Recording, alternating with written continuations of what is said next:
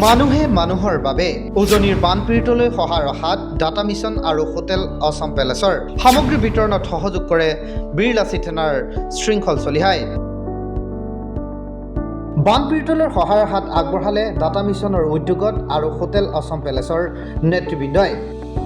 যোৱা 31 তাৰিখে প্ৰতিষ্ঠানখনৰ কৰ্মচাৰীসকলৰ এদিনৰ দৰমহাৰ পইচাৰে বানপীড়িতক খাদ্য সামগ্ৰী, বস্ত্ৰ, নগদ ধন প্ৰদান কৰে। উক্ত অনুষ্ঠানটোত নেতৃত্ব প্ৰদান কৰে জেনেৰেল মেনেজাৰ হোটেল অসম পেলেচৰ উৎপল ডেকাই। উক্ত প্ৰতিনিধি দলটোৱে কেইবাটাও বানপীড়িত স্থানত খাদ্য সামগ্ৰীৰ লগতে বিভিন্ন সামগ্ৰী বিতৰণ কৰে। উক্ত প্ৰতিনিধি দলটোক সামগ্ৰী বিতৰণ কৰাৰ ক্ষেত্ৰত শৃংখল চলিহাৰ লগতে কামৰূপ জিলাৰ সৈনিক মুন সোণোৱালেও সহযোগিতা আগবঢ়ায়। গুৱাহাটীৰ হোটেল অসম পেলেচৰ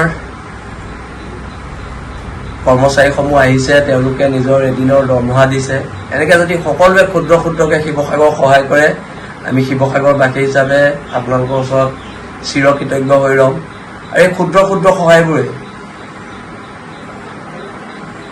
আমাৰ শিৱসাগৰক এতিয়া প্ৰয়োজন আছে, কাৰণ ইতিমধ্যে চৰকাৰ ফেইলিয়ৰ হৈছে, প্ৰশাসন ফেইলিয়ৰ হৈছে। আৰু আমাৰ যদি অসমৰ বিভিন্ন জেগাৰ মানুহে এইদৰে সহায় নকৰিলেহেঁতেন, শিৱসাগৰ কি দুৰ্গতি হ'লহেঁতেন।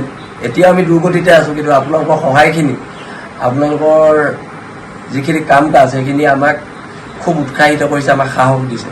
আৰু মই বীৰ লাচিত থানাৰ তৰফৰ পৰাই হওক, শিৱসাগৰবাসী হিচাপেই হওক, মই আপোনালোকৰ ওচৰত চিৰকৃতজ্ঞ।